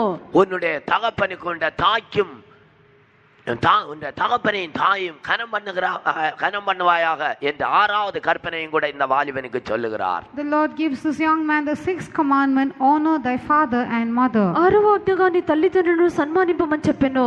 அருமையான தேவனுடைய பிள்ளையே, உன்னுடைய தகப்பனை உன்னுடைய தாயை நீ கனம் பண்ணி இருக்கிறாயா? Beloved child of God, have you honored your father and mother? ప్రియమైన దేవుని యొక్క బిడ్డ, నీ తల్లిదండ్రులను సన్మానించుచున్నావా? லேவியராகமம் 19வது அதிகாரம் 3வது வசனத்திலே உன்னுடைய தகப்பனுக்கும் தாய்க்கு நீ பயந்திருப்பாயாக என்று சொல்லுகிறார். In Leviticus chapter 19 verse 3 it is said, he shall fear every man his mother and his father. లేవియకాండము 19వ వాక్యమునందు మీలో ప్రతివాడును తన తల్లికి తన తండ్రికి భయపడవలెను. உலகத்திலே உங்களுக்கு தகப்பனும் தாயும் உண்டு. உங்களை நடத்துகிற ஊழியக்காரர்கள் கூட உங்களுக்கு தகப்பனும் தாயுமா இருக்கிறார்கள். நீங்கள் இந்த 2 கூட்டத்தாருக்கும் பயந்திருக்கிறீர்களா? In the world you have a father and a mother, and the servants of God who lead you, they are also your father and your mother. Are you fearing both these groups? మీకు లోకమునందును తల్లియు తండ్రి colour, మిమ్మల్ని నడిపించుటకు కూడా ఆత్మీయులైనటువంటి తల్లిదండ్రులు colour ఈ యొక్క రెండు గుంపుల వరకు మీరు భయపడుచున్నారా? இதை அந்த வாலிபன் கேட்டபோது இவைகளை எல்லாம் என்னுடைய சிறு வயது முதற்கொண்டு நான் கை கொண்டிருக்கிறேன் என்று சொன்னான். When the young man heard this, he said, Master, all these have I observed from my youth. ఆ యొక్క యవనస్తుడు వీటిని వినినప్పుడు బోధకుడా బాల్యం నుండి ఇవన్నీ అనుసరించుచుని ఉన్నానని చెప్పెను. அருமையானவர்களே, இதிலிருந்து நாம் ஒரு விசேஷமான ஒரு காரியத்தை அறிந்து கொள்ளுகிறோம். Beloved ones, from this we understand the special thing. ప్రియులారా, దీని నుండి ఒక విశేషమైన కార్యం గ్రహించుచున్నాము. இவன் நல்ல கீழ்ப்படிகிற ஆண்டோட வசனங்களுக்கு கீழ்ப்படிகிற ஒரு நல்ல வாலிபனா இருந்தான். He was a good young man who would obey the word of God. ఈ యొక్క యవనస్తుడు వాక్యములకు విధేయత చూపునటువంటి వాడు. தாவீது வனாந்தரத்திலே அவனுக்கு ஒரு பயிற்சி ஆண்டவர் தாவீதுக்கு கொடுத்தார். The Lord gave a training to David in the wilderness. దావీదునకు అరణ్యమునందు ఒక తర్ఫీదునిచ్చెను. அதுபோல இவனுக்கும் கூட அவன் சின்ன வயதிலேயே ஒரு பயிற்சியை ஆண்டவர் இவனுக்கு கொடுத்திருக்கிறார். In the same manner, even when he was young, the Lord gave him a training. అలాగునే ఇతని యొక్క బాల్యం నుండి దేవుడు ఇతనికి ఒక తర్ఫీదునిచ్చెను. வனாந்தரத்தில் பெற்றுக்கொள்ளுகிற அந்த ஜீவியம் ஒரு நல்ல ஆவிக்குரிய ஜீவியம். The life which one receives in the wilderness is a good spiritual life. అరణ్యమునందు పొందుకొనుచున్నటువంటి జీవితము మంచి ఆత్మీయ జీవితమై ఉన్నది. இவைகளை என்னுடைய சிறு வயது முதற்கொண்டு நான் கை கொண்டிருக்கிறேன் என்று அவன் கூறுகிறான். He says, all these have I observed from my youth. ఇవన్నీ నా యొక్క బాల్యం నుండి నేను అనుసరించుచున్నానని చెప్పెను. இதை அவன் சொன்னபோது அடுத்த வசனத்திலே இயேசு அவனை பார்த்து என்று எழுதப்பட்டிருக்கிறது. When he said this, in the next verse it is said, then Jesus beholding him. ఇవి అతడు చెప్పినప్పుడు తర్వాత వాక్యమందు యేసు అతన్ని చూచి అని చదువుచున్నాము. 21வது வசனம் அந்த முதல் துண்டை மாத்திரம் படியுங்க. యేసు அவனை பார்த்து. போதும். இயேசு அவனை பார்த்து. Then Jesus beholding him. యేసు అతన్ని చూచి. நல்ல போதகரே என்று சொல்லுகிறான். He says, good master. సద్బోధకుడు అని చెప్పుచున్నాడు. ஆண்டவரிடத்தில் ஒரு ஆலோசனையை கேட்கிறான். He asks a counsel from God. దేవుని యొక్క ఆలోచన ஆண்டவர் அவனுக்கு ஒரு ஆலோசனை சொல்லுகிறார். The Lord gave him a counsel. దేవుడు అతనికి ఒక ఆలోచన చెప్పెను. இவன் தேறினவனை போல இவைகளை எல்லாம் என்னுடைய சிறு வயது முதல் கை கொண்டு இருக்கிறேன் என்று சொல்லுகிறான். As one who is perfect, he says, all these things have I observed from my youth. అతడు సంపూర్ణుడైనట్టుగా నేను బాల్యం నుండి వీటన్నిటిని అనుసరించుచున్నాను. இதை கேட்ட உடனே இயேசு அவனை அப்படி நோக்கி பார்க்கிறான். As soon as Jesus heard it, Jesus beheld him. ఇది వినిన వెంటనే యేసు అతన్ని చూచెను. பரிதாபத்தோடு பார்க்கிறார். He beheld him being pitiful. సంతాపంతో కూడా అతన్ని చూచెను. இவைகளை எல்லாம் எழுத்தின் பிரகாரம் நீ கை கொண்டிருக்கிறாய், ஆனால் நித்திய ஜீவனை நீ பெற்றுக்கொள்ளவில்லையே என்று ஆண்டவர் சொல்லுகிறார். The Lord says, you have literally observed all these things, but you have not received eternal life. ఇవన్నీ నువ్వు అక్షర ప్రకారంగా అనుసరించుచున్నావు, అయితే నిత్య జీవమును నువ్వు పొందుకొనలేదని చెప్పాను. Yes, அவருடைய பார்வை, அவருடைய அன்பான பார்வையினால் அவரை பார்க்கிறார். Jesus looked at him with this kind look. యేసు తన యొక్క ప్రేమగల చూపు చేత చూచెను. அவருடைய கற்பனைகளை கைக்கொண்டு நித்திய ஜீவனை, புதிய ஜீவனை, பரிபூர்ண ஜீவனை பெற்றுக்கொள்ளாமல் இருந்து கொண்டிருக்கிற தேவனுடைய பிள்ளைய கர்த்தர் பரிதாபமாய் பார்த்து கொண்டிருக்கிறார். Child of God who has not paid heed to the commandments of the Lord, not received eternal life and abundant life, newness of life, the Lord gives a pitiful look towards you. దేవుని యొక్క నిత్య జీవమును, సమృద్ధి గల జీవమును, క్రొత్త జీవమును పొందుకొనకుండా ఉండినటువంటి నిన్ను ప్రభు తన యొక్క జాలితో చూచుచున్నాడు. యేసు அவனை பார்த்து அவனிடத்தில் அன்பு கூர்ந்து என்று தொடர்ந்து எழுதப்பட்டிருக்கிறது. It is written, Jesus beholding him loved him. యేసు అతన్ని చూచి అతన్ని ప్రేమించి. ஏன் அவனை பார்த்து அன்பு கூர்ந்தார்? Why did the Lord looking at him love him? ఎందుకు యేసు అతన్ని చూచి ప్రేమించాడు? இவன் இன்னும் ரட்சிக்கப்படவில்லையே என்று பரிதாபமாய் ஒரு அன்பு அவனிடத்தில் கூறுகிறார். He had a pitiful love towards him because he was not yet saved. ఇతడు ఇంకనూ రక్షింపబడలేదని చెప్పి ఒక జాలితో అతన్ని చూచెను. பரிதாபப்படுகிறார். The Lord had pity on him. అతని మీద సానుభూతి చూపెను. இவன் என்னிடத்தில் வந்திருந்தும் இவன் ரட்சிக்கப்படவில்லையா என்ற ஒரு கஷ்டம் அவருக்குள்ளே He இருந்தது. had a grief in him that even after coming to Jesus he was not saved. ఇతని యొద్దకు వచ్చినప్పటికీ కూడా ఇతడు రక్షింపబడలేదని చెప్పి యేసు జాలితో చూచెను. அவனிடத்தில் அன்பு கூர்ந்து அவனை பார்த்து உன்னிடத்தில் இன்னும் ஒரு குறைவு இருக்கிறது என்று சொல்லுகிறார். He beheld him and loved him and said, one thing thou yet lackest. యేసు అతన్ని చూచి అతన్ని ప్రేమించి నీకు ఒకటి కొదవగా ఉన్నదని చెప్పాను. பிரியமானவளே, இவன் தான் என்னிடத்தில் இன்னும் என்ன குறை இருக்கிறது என்று கேட்கிறான். It is he who went and asked Jesus, what do I yet lack? అతడు అడుగుచున్నాడు, ఇంకా నువ్వు ఏ యొక్క కొదవ ఉన్నది? ஆண்டவர் அவனை பார்த்து அவனிடத்தில் அன்பு கொண்டு ஒரு குறை உனக்கு உண்டு என்று சொல்லுகிறார். The Lord beholding him loved him and said unto him, one thing thou lackest. దేవుడు అతన్ని చూచి అతన్ని ప్రేమించి నీకు ఒకటి కొదవగా ఉన్నదని చెప్పాను. லூக்கா 18வது அதிகாரம் 22வது வசனத்துல இன்னும் என்ற ஒரு வார்த்தை அங்கு பயன்படுத்தப்பட்டிருக்கிறது. In Luke's Gospel chapter 18 verse 22 it is said yet. లూకాసు వార్త 18వ వాక్యమందు ఇక్కడ నీకింకా అని వ్రాయబడి ఉన్నది. இன்னும் உன்னிடத்தில் ஒரு குறைவு உண்டு என்று சொல்லுகிறார். He says yet lackest thou one thing. నీకింకా ఒకటి కొదవగానున్నది. நீ பரிபூர்ண சற்குணனாய் இருக்க விரும்பினால் உனக்கு உண்டாயிருக்கிற எல்லாவற்றையும் விற்று பின்பு என் சிலுவையை எடுத்துக்கொண்டு என்னை பின்பற்றி வா என்று சொல்லுகிறார். He says, if thou wouldest be perfect, go and sell all that thou hast and give to the poor, and thou shalt have treasure in heaven, and come, take up the cross and follow me. నీవు పరిపూర్ణుడిగా సత్పురుషుడిగా మార్చబడే నిమిత్తము నీకుండినటువంటి ఆస్తి అమ్మి బీదలకిచ్చి సిలువనెత్తుకొని నన్ను వెంబడించమని చెప్పాను. మత్తయి 19வது அதிகாரம் 20வது வசனத்தை படிப்போமா. Let us read Matthew's Gospel chapter 19 and verse 20. మత్తయి సువార్త 19వ అధ్యాయం 20వ వాక్యము. அந்த வாலிபன் அவரை நோக்கி, இவைகளெல்லாம் என் சிறு வயது முதல் கை கொண்டிருக்கிறேன், இன்னும் என்னிடத்தில் குறைவு என்ன என்றான். படிங்க. அதற்கு இயேசு, நீ பூரண சற்குணனாய் இருக்க விரும்பினால் போய் உனக்கு உண்டானவைகளை விற்று தரித்திரருக்கு கொடு. நீ பூர்ண சற்குணனாய் இருக்க விரும்பினால் போய் உனக்கு உண்டாய இருக்கிற எல்லாவற்றையும் விற்று தரித்திரருக்கு கொடு என்று சொல்லுகிறார். He says, if thou wilt be perfect, go and sell that thou hast and give to the poor. నీవు పరిపూర్ణుడగుటకు కోరినడలా పోయి నీ ఆస్తిని అమ్మి బీదలకిమ్ము. ஆண்டவர் அவனிடத்திலே ஒரு 100% ஒரு பூர்ணத்தை எதிர்பார்க்கிறார். The Lord expected from him 100% perfection. దేవుడు అతనిందు 100% పరిపూర్ణతను ఎదురు చూచెను. அவன் ஏதோ ஒரு நித்திய ஜீவனை தான் அவன் கேட்கிறான். He is asking for some kind of an eternal life. అతడు ఏదో ఒక నిత్య జీవముని అడుగుచున్నాడు.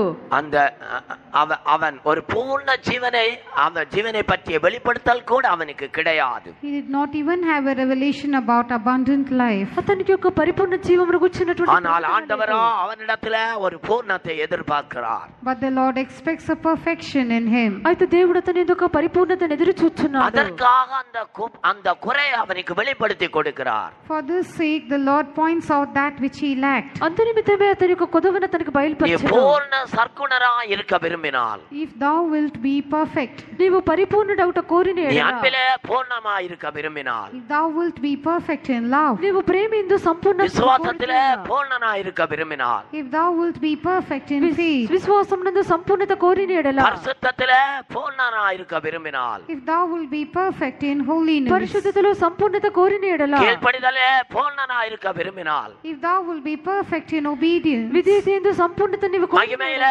పూర్ణనాய் இருக்க விரும்பினால், if thou wilt be perfect in glory, మహిమయందు సంపూర్ణత కోరిన ఎడల, சாந்த மனத்தாழ்மையிலே பூர்ணனாய் இருக்க விரும்பினால், if thou wilt be perfect in meekness and lowliness of heart, సాత్వికము దీన మనసునందు సంపూర్ణత కోరిన ఎడల, ஆண்டவர் சொல்லுகிறார், நீ போய் உனக்கு உண்டானவைகளை எல்லாம் விற்று தரித்திரருக்கு கொடு, முதலாவது நீ அதை செய் என்று சொல்லுகிறார். He says, go thy way, sell whatsoever thou hast and give to the poor. Do that first, he said. నీవు పోయి నీ ఆస్తిని అమ్మి బీదలకివ్వు, మొదటగా ఇది చెయ్యమని చెప్పెను.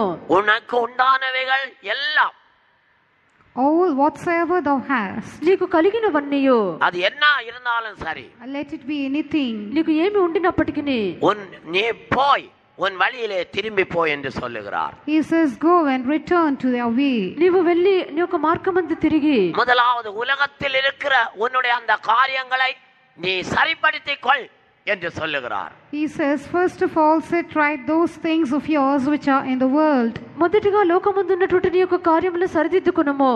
యేసు நம்மை ஆதாயப்படுத்திக் கொள்ளும்படியாக தனக்கு உண்டாயிருந்த எல்லாவற்றையும் அவர் விட்டு விட்டார். In order to gain us, Jesus forsook all that he had. యేసు మనల్ని సంపాదించుకునే నిమిత్తము తనకు ఉండినటువంటి సమస్తమును విడిచిపెట్టెను. பிதாவை அவர் விட்டு விட்டார். He forsook the Father. అతడు తండ్రిని பரலோகத்தை அவர் விட்டு விட்டார். He forsook heaven. పరలోకమును தூதர்களை அவர் விட்டு விட்டார். He forsook the angels. దూతలను విడిచెను. அதிகாரத்தை விட்டு விட்டார். He forsook authority.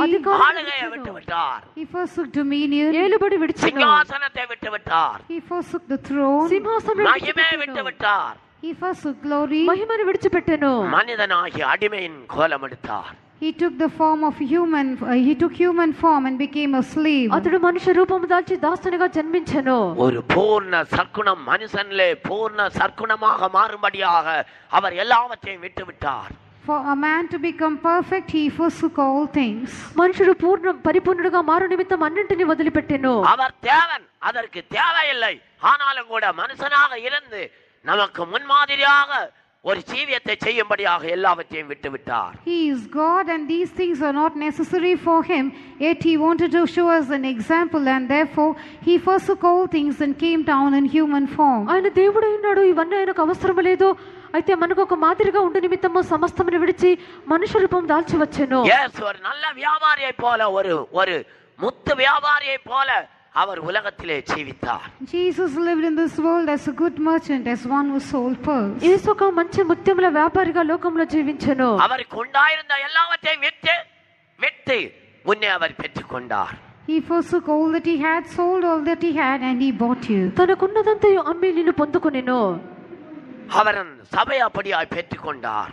That is how he gained the church. అతడు సంఘమును అలాగున పొందుకొనెను. ஒரு நல்ல முத்தை அவர் பார்த்து அதை மறைத்து தனக்குண்டான எல்லாவற்றையும் விட்டு அதை வாங்கி கொள்ளுகிறார். He found a good pearl and went and hid it and went and sold all that he had and bought it. అతడు ఒక అమూల్యమైన ఒక ముత్యమును కనుగొని పోయి తన కలిగినదంతా అమ్మి దాన్ని కొనును. அடியை வாங்கி கொண்டு அவர் என்னை வாங்கி கொண்டார். He bought you having received stripes. అతడు దెబ్బలు తిని జీవனை தியாகமாய் வைத்து அவர் என்னை வாங்கி கொண்டார். He laid down his life as a sacrifice and purchased you. అతని యొక్క ప్రాణము త్యాగంగా పెట్టి నిన్ను కొనుక్కొనెను. நீ போய் உனக்கு உண்டானவைகள் எல்லாவற்றையும் விற்றுவிட வேண்டும். Go and sell whatsoever you have. నీవు వెళ్ళి నీకున్నవంతయు అమ్మవలెను. அப்பொழுது நீ ஜீரோவாக மாறிவிடுவாய். And then you will become zero. అప్పుడు నీవు సున్నాగా మారదువు. உனக்கு இந்த உலகத்தில் ஒன்றுமே இருக்காது.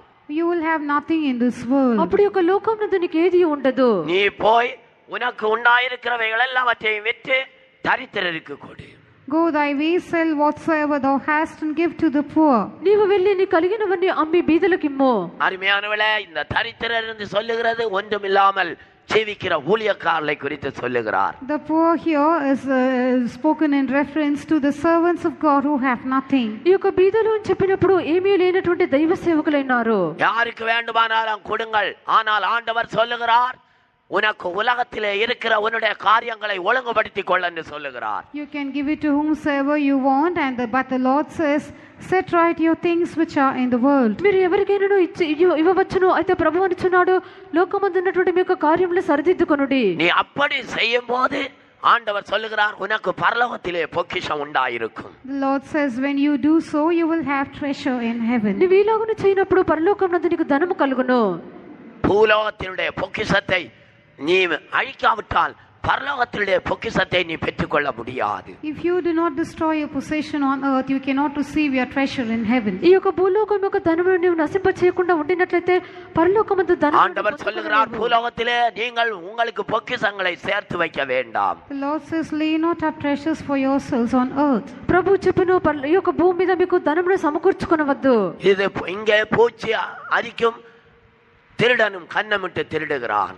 Here the moth will corrupt and thieves break through and steal. ఇక్కడ దొంగ కన్నము వేసి దాన్ని తీసుకొనును, తుప్పు పట్టును. துருவம் பிடித்து விடுகிறது.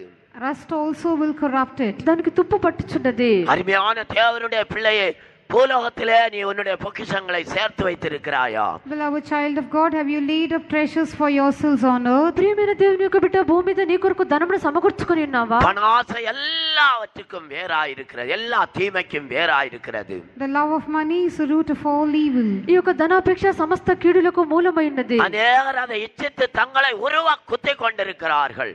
Which many have coveted after and have pierced themselves through with many sorrows. అనేకులు దాన్ని వాంఛించి తమను పొడుచుకొనుచున్నారు. பொருளாசையினால கேயாசி தன்னுடைய ஊழியத்தை விட்டு விட்டான். Gehazi left the ministry because of his covetousness. గేహాజీ తన యొక్క లోభత్తును బట్టి సేవను పోగొట్టుకొనెను. பொருளாசையினால யூதாஸ் காரியோத் தன்னுடைய ஊழியத்தை விட்டு போய்விட்டான். Judas Iscariot left the ministry and went away because of his covetousness. యూదా యొక్క ధనాపేక్ష లోభత్వం బట్టి తన యొక్క సేవను విడిచి వదిలిపోయెను. பொருளாசையினால அனனியா சபீரால் தங்களுடைய ஊழியங்களை விட்டு போய்விட்டார்கள். Ananias and Sapphira left their ministry because of their covetousness. ఈ యొక్క అననీయ సప్పీరా తమ యొక్క లోభత్వం బట్టి సేవను విడిచి వెళ్ళిపోయారు. பொருளாசையினால இம்னேம் அலெக்சாந்தரும் ஊழியங்களை விட்டு போய்விட்டார்கள். It's because of covetousness that Alexander and Hymenaeus left the ministry and went. ఈ యొక్క ధనాపేక్షను బట్టి అలెగ్జాండర్ ఇతరులు తమ యొక్క సేవను విడిచి వెళ్ళిపోయిరి. நீ போய் உனக்கு உண்டானவைகளெல்லாம் வித்து தரித்திரருக்கு கொடு. Go thy way, sell whatsoever thou hast and give to the poor. నీవు వెళ్ళి నీ కలిగినవన్నీ అమ్మి బీదలకిమ్ము. தரித்திரருக்கு கொடு. Give to the poor. బీదలకిమ్ము. அப்பொழுது பரலோகத்திலே உனக்கு பொக்கிஷம் உண்டாயிருக்கும். And then thou shalt have treasure in heaven. అప్పుడు పరలోకమందు నీకు ధనము కలుగును. இன்றைக்கு எத்தனை பேர் பரலோகத்திலே உங்களுடைய பொக்கிஷங்களை சேர்த்து வைத்திருக்கிறீர்கள்? Today how many of you have laid your treasure in heaven? నేడు ఎంతమంది పరలోకమందు మీ యొక్క ధనమును సమకూర్చుకొని ఉన్నారు? பரலோகத்திலே நான் ஆண்டவருக்கு பொக்கிஷங்களை சேர்த்து வைத்திருக்கிறேன் என்று உங்களுக்கு உறுதியாய் சொல்ல முடியுமா? Are you able to tell for sure that you have laid up your treasure in heaven? నేను పరలోకమందు దేవుని నిమిత్తము ధనము సమకూర్చున్నానని చెప్పగలరా? நீ எவ்வளவு சேர்த்து வைத்திருக்கிறாய்? How much have you laid up? నీవెంతగా సమకూర్చితివి? கொஞ்சம் கொஞ்சமாக பேங்க்ல கொண்டு போய் சேர்த்து வைக்க வேண்டும் என்று விரும்பிக் கொண்டிருக்கிறதான தேவனுடைய பிள்ளையை பரலோகத்திலே நீ தேவனுடைய சமூகத்திலே பொக்கிஷங்களை சேர்த்து வைத்திருக்கிறாயா? Beloved child of God who desires to go and keep depositing money in the bank every now and then and accumulating money to your account, have you laid up treasure for yourself in the kingdom of heaven? కొంత కొంతగా ఆ యొక్క డబ్బును నువ్వు బ్యాంకులో సమకూర్చవాలని అనుకుంటున్నావు. అయితే పరలోకమందు నీ యొక్క ధనంను సమకూర్చుకుని ఉన్నావా? பூச்சி அதை அரிக்கிறது இல்லை. There the moth will not corrupt. దాన్ని పురుగులు తినవు. திருடன் கன்னமிட்டு அதை திருடுவது இல்லை. The thief will not break through and steal. దొంగ కన్నం వేసి దాన్ని దొంగిలించడు. துராதை அழிக்கிறது இல்லை. Rust will not corrupt it. అది తుప్పు పట్టదు. நீ போய் உனக்கு உண்டவனானவைகள் எல்லாம் விற்று தரித்திரருக்கு கொடு. Go thy way, sell whatsoever thou hast and give to the poor. నీవు వెళ్ళి నీ కలిగినవన్నీ అమ్మి బీదలకిమ్ము. அப்பொழுது பரலோகத்தில் உனக்கு பொக்கிஷம் உண்டாயிருக்கும். Then thou shalt have treasure in heaven. అప్పుడు పరలోకమందు నీకు ధనము కలుగును. பரலோகத்திலே உனக்கு பொக்கிஷம் உண்டாயிருக்கும். You will have treasure in heaven. పరలోకమందు నీకు ధనము కలుగును. நீ தெய்வீகத்திலே ஆண்டவர் சொல்லுகிற வார்த்தையின்படியே செய்து சீராக ஆனால் ஆண்டவர் சொல்லுகிறார் பரலோகத்திலே உனக்கு பொக்கிஷம் உண்டாயிருக்கும் என்று சொல்லுகிறார். In your life of godliness, if you obey what the Lord says and do accordingly, you will become zero. And then the Lord says that you will have treasure in heaven for yourself. నీవు దైవికంగా ప్రభు చేసినట్లుగా చెప్పి ఒక సున్నాగా మారినట్లయితే పరలోకమునందు నీకు ధనముండనని ప్రభు நீ చెప్పుచున్నాడు. உலகத்திலே சீராக மாறும்போது நீ ஒரு விசுவாச ஜீவியம் செய்யும்படிக்கு படித்துக் கொள்ளுகிறாய். When you become a zero in this world, you learn to live a faith life. నీవు యొక్క లోకమందు ఒక సున్నాగా మారినప్పుడు విశ్వాస జీవితం నేర్చుకొనుచున్నావు. ஆகாயத்து பறவையை நோக்கி பாருங்கள் என்று ஆண்டவர் சொல்லுகிறார். The Lord says, look at the fowls of the air. ఆకాశ పక్షులను చూడమని ప్రభు చెప్పెను. அவைகள் விதைக்கிறதும் இல்லை, அறுக்கிறதும் இல்லை, களஞ்சியங்களில் சேர்த்து வைப்பதும் இல்லை. They sow not, neither do they reap nor gather into barns. అవి విత్తవు కోయవు కొట్లలో కూర్చుకొనవు. அவைகளுக்கு ஏதாவது பஞ்சம் உண்டாயிருக்கிறதா?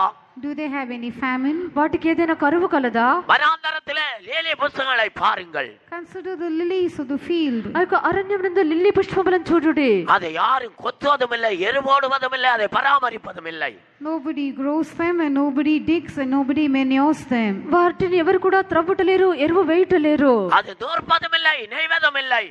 They toil not, neither do they spin. దాన్ని ఎవరు కూడా త్రవ్వుటలేరు. தேவன் அதை உடுத்தி இருப்பதை நோக்கி பாருங்கள். See how the Lord has arrayed them. దేవుడు వాటిని ఎలాగో అలంకరించనో చూడుడి. பராமரிப்பில்லாமல் வளருகிற லீலி புஷ்பத்தை நோக்கி பாருங்கள் என்று ஆண்டவர் சொல்லுகிறார். The Lord says, consider the lilies of the field which grow up not being nourished by anyone. దాన్ని ఎవరు కూడా పోషించకుండానే అవి ఎదుగుచున్నవి, వాటిని చూడుడి. హల్లెలూయా, హల్లెలూయా, ஹல்லேலூயா. தேவனுடைய பிள்ளையே, நீ அதை நோக்கி பார்க்கிறாயா? Child of God, do you look at it? దేవుని యొక్క బిడ్డ నీ వాటిని చూచున్నావా? அப்பொழுது பரலோக பரலோகத்திலே உனக்கு பொக்கிஷம் உண்டாயிருக்கும். Then you will have treasure in heaven. అప్పుడు పరలోకమందు నీకు ధనము కలుగును. உன்னுடைய வீட்டை கட்ட உனக்கு பொக்கிஷம் உண்டாயிருக்கும். You will have treasure to build up your house. నీ యొక్క ఇల్లును కట్టుటకు నీకు ధనం ఉండును. உன்னுடைய சரீரத்தை கட்ட உனக்கு பொக்கிஷம் உண்டாயிருக்கும். You will have treasure to build up your body. నీ యొక్క శరీరమును కట్టుటకు నీకు ధనం ఉండును. உன்னுடைய விசுவாசத்தை கட்ட பொக்கிஷம் உண்டாயிருக்கும். You will have treasure to build up your faith. నీ యొక్క విశ్వాసమును కట్టుటకు నీకు ధనం உன்னுடைய பரிசுத்தத்தை கட்ட விசுவாசம் உண்டாயிருக்கும். You will have treasure to build up your holiness. నీ యొక్క పరిశుద్ధతను కట్టుటకు உன்னுடைய பிரதிஷ்டை கட்ட பரலோகத்திலே ஐஸ்வர்யம் உண்டாயிருக்கும். You will have treasure in heaven to build up your life. నీ యొక్క జీవితమును కట్టుటకు నీకు పరలోకమందు ధనం ఉండును. முதலாவது போய் நீ உனக்கு உண்டானவைகளை எல்லாம் விற்று தரித்திரருக்கு கொடு. First of all, go and sell whatsoever thou hast and give to the poor. మొదటగా నువ్వు వెళ్ళి నీ కలిగినవన్నీ అమ్మి బీదలకు ఇమ్ము. அப்பொழுது பரலோகத்திலே உனக்கு பொக்கிஷம் உண்டாயிருக்கும். And then thou shalt have treasure in heaven. అప్పుడు పరలోకమందు నీకు ధనము కలుగును. எஸ்ரா 6வது அதிகாரம் 3-4 வசனங்களை படிப்போமாக. 6வது அதிகாரம் 3-4 வசனங்கள். Let us read the book of Ezra chapter 6 verses 3 and 4. Ezra 6వ అధ్యాయము 3-4 వాక్యములు. ராஜாவாகிய கோரோசின் முதலாம் வருஷத்தில் கோரேஸ் ராஜா எருசலேமில் இருந்த தேவாலயத்தை குறித்து பிறப்பித்த உத்தரவு என்னவென்றால், தேவாலயமானது பலி செலுத்தப்பட்ட வந்த ஸ்தானத்திலே கட்டப்பட கடவது. அதன் அஸ்திபாரங்கள் பலமாயிருப்பதாக. அது 60 முழ உயரமும் 60 முழ அகலமுமாய் இருக்க வேண்டும். அது 3 வரிசை பெருங்கற்களாலும் 1 மச்சு வரை புது உத்தரங்களாலும் கட்டப்பட கடவது. அதற்கு செல்லும் செலவு ராஜாவின் அரண்மனையிலிருந்து கொடுக்கப்படுவதாக. அதற்கு செல்லும் செலவு ராஜாவின் அரண்மனையிலிருந்து கொடுக்கப்படுவதாக. Let the expenses be given out of the king's house. దాని వ్రయమును రాజు యొక్క ఖజానా నుండి ఇయ్యవలెను. 12வது வசனத்தையும் கூட படிப்போமாக. Also read verse 12. 12వ వాక్యము. ஆகையால் இதை மாற்றவும், எருசலேமில் உள்ள தேவனுடைய ஆலயத்தை கெடுக்கவும் தங்கள் கையை நீட்டப் போகிற சகல ராஜாக்களையும் சகல ஜனங்களையும் தம்முடைய நாமத்தை அங்கே விளங்க பண்ணின தேவன் நிர்மூலமாக்க கடவர். தைரியராகிய நாம் இந்த கட்டளையை கொடுத்தோம், இதன்படி ஜாக்கிரதையாய் செய்யப்பட கடவது என்று எழுதி அனுப்பினான். பிரியமானவர்களே, ஆண்டவர் சொல்லுகிறார், அதற்கு செல்லும் செலவு பரலோகத்திலே தேவனுடைய கஜனாவிலிருந்து கொடுக்கப்படுவதாக என்று சொல்லுகிறார். The Lord says, let the expenses be given out of the king's house, out of the treasury in heaven. ప్రభు ఈ రీతిగా చెప్పును, దాని యొక్క వ్రయమును రాజు యొక్క ఖజానా నుండి పరలోకం నుండి ఇయ్యబడవలెను. அப்பொழுது பரலோகத்திலே உனக்கு பொக்கிஷம் உண்டாயிருக்கும். Then you will have treasure in heaven for yourself. ఇప్పుడు పరలోకమునందు నీకు ఈ యొక్క ధననిధి ఉండును. உனக்கு என்ன தேவையோ அதை நான் தருவேன் என்று ஆண்டவர் வாக்குத்தத்தம் பண்ணுகிறார். The Lord promises, saying, whatever you need I will give. నీకేమి కావాలో అది నేను ఇచ్చేదనని ప్రభు వాగ్దానం చేశాడు. தேவனுடைய ஆலயத்தை கட்டுகிற விஷயத்திலே நீங்கள் அதற்கு ஒதுக்கி இருங்கள். அவர்களுக்கு என்னென்ன செய்து கொடுக்க முடியுமோ அதை செய்து கொடுங்கள் என்று கர்த்தர் சொல்லுகிறார். The Lord tells them, whatever you can do and help them in order to build the temple of God, do it and help them. దేవుని యొక్క మందిరమును కట్టుటకు మీరు ఏమేమి సహాయం చేయగలరో ఆ యొక్క సహాయం చేయమని చెప్పాను. அதற்கு மாறாய் செய்கிறவனுடைய வீட்டிலிருந்து ஒரு உத்தரம் பிடுங்கப்பட்ட அதிலே அவன் தூங்கி போட கடவன் என்று ராஜா எழுதி அனுப்புகிறார். The king sent a decree saying that whosoever shall alter this word, let timber be pulled down from his house and being set up